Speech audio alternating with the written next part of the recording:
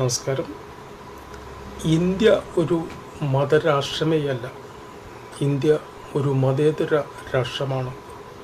ഇന്ത്യയിൽ എൻ്റെ മതം മാത്രമല്ല, അതിലേറെ മതങ്ങളുള്ള ഒരു രാഷ്ട്രമാണ് ഇന്ത്യ എന്ന ബോധം ഇന്ത്യയിലെ ഓരോ പൗരനും ഉണ്ടാകേണ്ടതുണ്ട്.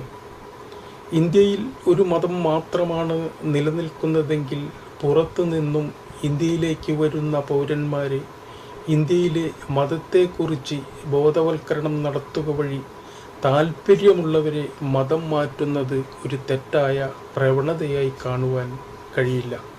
എന്നാൽ ഒരു മതേതര രാഷ്ട്രമായി നിലനിൽക്കുന്ന രാജ്യത്തെ മതങ്ങളെ മറ്റു മതങ്ങളിലേക്ക് മാറ്റുവാൻ ശ്രമിക്കുന്നത് മതസംഘർഷങ്ങൾക്ക് കാരണമാകും എന്നുള്ള യാഥാർത്ഥ്യം രാജ്യത്തെ ഓരോ പൗരനും തിരിച്ചറിയേണ്ടതുണ്ട്.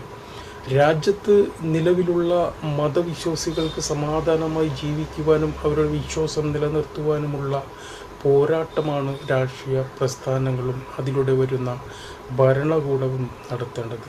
അത് ചെയ്യാതെ മതഭരണം നടപ്പിലാക്കുവാൻ ശ്രമിക്കുന്ന എല്ലാ വർഗീയവാദികളെയും രാജ്യത്ത് നിന്ന് കെട്ടുകെട്ടിക്കുക തന്നെ ചെയ്യും എന്ന് രാജ്യത്തെ ഓരോ പൗരനും പ്രതിജ്ഞയെടുക്കേണ്ടതുണ്ട്.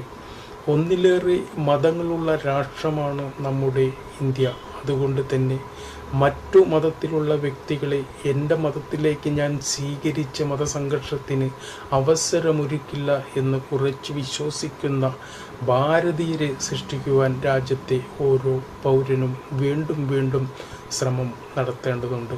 ഒരു മതേതര രാഷ്ട്രത്തിൽ മതം മാറാനോ മതം മാറ്റാനോ അനുവദിക്കാത്ത പൗരന്മാരെ സൃഷ്ടിക്കുവാൻ കഴിഞ്ഞാൽ മാത്രമേ മതസംഘർഷരഹിതമായ ഒരു ഭാരതത്തെ നമ്മൾക്ക് സൃഷ്ടിച്ചെടുക്കുവാൻ കഴിയൂ.